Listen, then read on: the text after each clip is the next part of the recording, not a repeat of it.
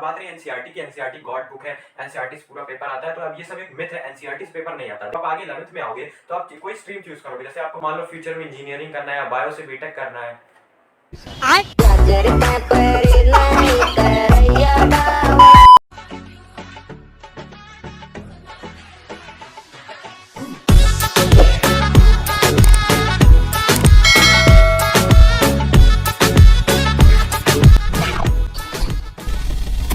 So hey everyone, welcome back to our channel. This is Shivam Shukla and you are watching Scope Education. तो आज के इस छोटे से वीडियो में मैं आपको बताने वाला हूँ कुछ क्लास 10th के लिए मैं टिप्स लाया हुआ हूँ जो इस साल बोर्ड एग्जाम देंगे।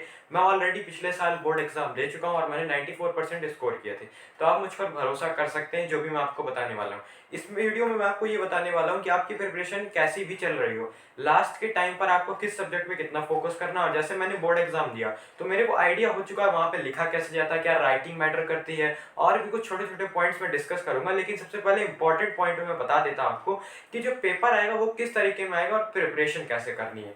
तो आप लोग यहाँ पे देख पा रहे होंगे मैंने लिखा हुआ है स्कोरिंग, मॉडरेट और टफ। टफ आपको दिख रहा होगा। ये मैं तीन कैटेगरी में सब्जेक्ट को डिवाइड किया हूँ। यहाँ पर जो स्कोरिंग सब्जेक्ट है वो इंग्लिश है, आईटी कंप्यूटर। इंग्लिश का जो पेपर होता है, आपको अगर टफ भी लगती है इंग्लिश तो घबराने की बात नहीं है। इंग्लिश का पेपर हमेशा पहला पेपर होता है बोर्ड एग्जाम में क्लास 10 के लिए यूजुअली, और पहला पेपर आसान नहीं आता। और इंग्लिश में मोस्टली क्वेश्चन जो है नॉर्मल पूछे जाते हैं, ज्यादा टफ नहीं पूछा जाता। और अगर आपको इंग्लिश में मतलब प्रॉब्लम हो रही तो आप ऑल इन वन ले सकते हैं। मैंने ऑल इन वन से ही पढ़ा था और मेरे मतलब 96 मार्क्स आए थे 100 में। कोई प्रमोशन नहीं कर रहा हूँ, बस मैं आपको एक जेन्युइनली आइडिया दे रहा हूँ कि एनसीईआरटी में मैंने बिल्कुल भी किसी भी सब्जेक्ट में मैंने एनसीईआरटी नहीं पढ़ी थी, मैंने रेफरेंस बुक पढ़ी थी। और रेफरेंस बुक से फायदा ये हुआ कि एक्स्ट्रा नॉलेज भी थी उसमें, साथ साथ मेरा एग्जाम भी अच्छा गया। और मुझे जैसे मैं अब प्रिपरेशन कर रहा हूँ जेईई की, तो मेरे को पहले से ही मेरा जो बेस है वो काफी अच्छा है और बच्चों के तकरीबन जो एनसीईआरटी पढ़ करके 10th में पास हुए हैं। तो रटने से अच्छा कॉन्सेप्ट को समझे और उन चीजों को पढ़ें जिनमें ज्यादा अच्छे तरीके से डिफाइन किया गया है चीजों को, उन बुक्स को पढ़ें।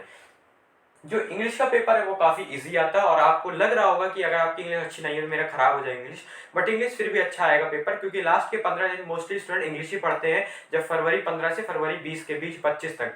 क्योंकि क्या होता है हमारा 28 से पेपर होता है या 1-2 मार्च से पेपर होता है। तो इंग्लिश और जो आपको एक एडिशनल सब्जेक्ट होता है जैसे मेरा आईटी था, वो भी पेपर बहुत इजी आता है। वो अगर आप यूट्यूब से सिर्फ वीडियोस ही देख लोगे एमसीक्यू वाले, और जो काफी सारे क्रिएटर ने बनाए हुए वीडियोस, उन्हीं में आपके काफी अच्छे नंबर आ जाएंगे। मेरे 95 आए थे आईटी में।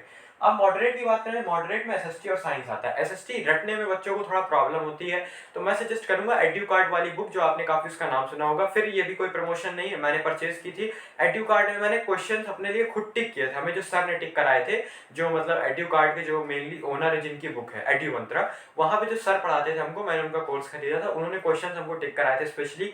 ये क्वेश्चन आप या हमने सिर्फ वही क्वेश्चन याद किए थे और मेरे एसएसटी में भी 95 थे। तो एसएसटी रटने में प्रॉब्लम होती है, मैं समझता हूँ। उसके लिए आप एड्यूकार्ड बुक ले लीजिए। उसमें क्या है काफी, अगर आप नहीं खरीद सकते तो पीडीएफ डाउनलोड कर सकते हैं, आपको नेट पे मिल जाएगा, उसमें आपको काफी हेल्प हो जाएगी। अगर आप सिर्फ उसी बुक से पढ़ते हैं तो आपको एनसीईआरटी पढ़ने की कोई जरूरत नहीं। और मैंने किसी भी बुक के लिए एनसीईआरटी, किसी भी सब्जेक्ट के लिए एनसीईआरटी फॉलो नहीं करी थी।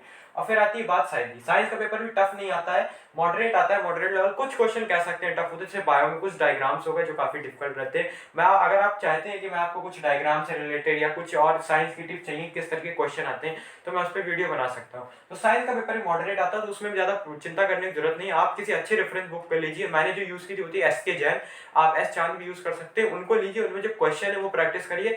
100% पेपर उन्हीं क्वेश्चन के बीच से आएगा और कुछ नहीं अलग होगा। अब बात आती है टफ पे। सबसे पहले मैथ्स। मैथ्स तो टफ आती है, ये मानता हूं मैं। स्टैंडर्ड की भी टफ आती है, बेसिक की भी।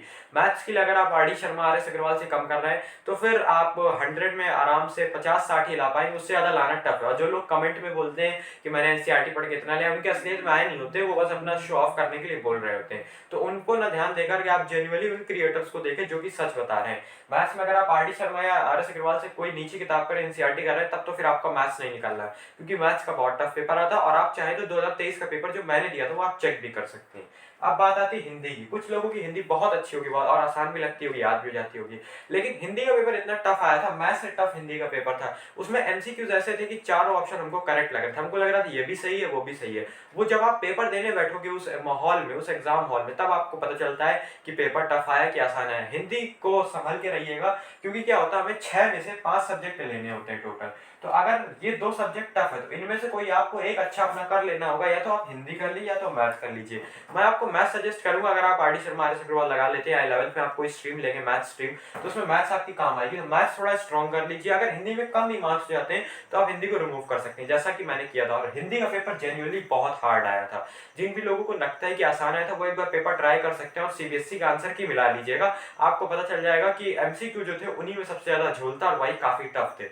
तो क्या वहां पर राइटिंग मैटर करती है? राइटिंग वहां पे बिल्कुल भी मैटर नहीं करती। हाँ, लेकिन आपकी राइटिंग इतनी अच्छी होनी चाहिए कि लोग समझ जाएं कि आपने आंसर क्या लिखा है, आप क्या रिप्रेजेंट कर रहे हो, सबसे ज्यादा वहां पर वो मैटर करता है। जैसे कि मेरी राइटिंग कोई खास नहीं, बिल्कुल नॉर्मल सी राइटिंग है, ना कोई ज्यादा बेकार है ना अच्छी है, लेकिन मैंने ऐसी राइटिंग एग्जाम में लिखी थी और मेरे को मार्क्स भी मिले। तो इस वजह से वहां पर राइटिंग का कोई इतना ज्यादा महत्व नहीं, तो उसको लेके आप घबराइए मत कि आप 2 घंटा सिर्फ राइटिंग ही बनाने में टाइम वेस्ट कर रहे हैं। उससे अच्छा किसी अच्छी किताब को पढ़ लीजिए जो कि आपके आगे बोर्ड एग्जाम में काम आ जाएगी। और बात रही एनसीईआरटी की, एनसीईआरटी गॉड बुक है, एनसीईआरटी से पूरा पेपर आता है, तो अब ये सब एक मिथ है, एनसीईआरटी से पेपर नहीं आता। देखो, टॉपिक एनसीईआरटी में भी आइसोमेरिज्म दिया है और अदर बुक्स में भी आइसोमेरिज्म दिया है। आइसोमेरिज्म में एनसीईआरटी में खींच के 2 क्वेश्चन होंगे, 4 लाइन में उस टॉपिक को खत्म कर दिया गया। लेकिन आइसोमेरिज्म जीओसी में बहुत बड़ा टॉपिक है, बहुत डिफिकल्ट टॉपिक है। जब आप आगे 11th में आओगे तो आप कोई स्ट्रीम चूज करोगे, जैसे आपको मान लो फ्यूचर में इंजीनियरिंग करना है या बायो से बीटेक करना है,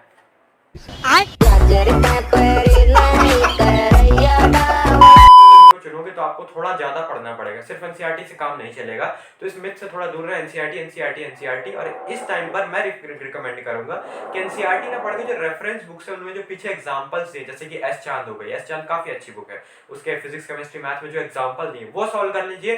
100% गारंटी दे सकता हूँ वहीं से पेपर आएगा और उसके बाहर से कुछ नहीं पूछेगा, बल्कि क्वेश्चन भी सेम छाप दिए जाएंगे। और बात रही एनसीईआरटी की, जो एनसीईआरटी पूरे साल भर पढ़ते रहते हैं, जो यूट्यूब के टीचर बताते हैं, और बाद में जब पेपर थोड़ा टफ आ जाता है तो फिर वो गड़बड़ा जाते हैं, ये क्या हुआ।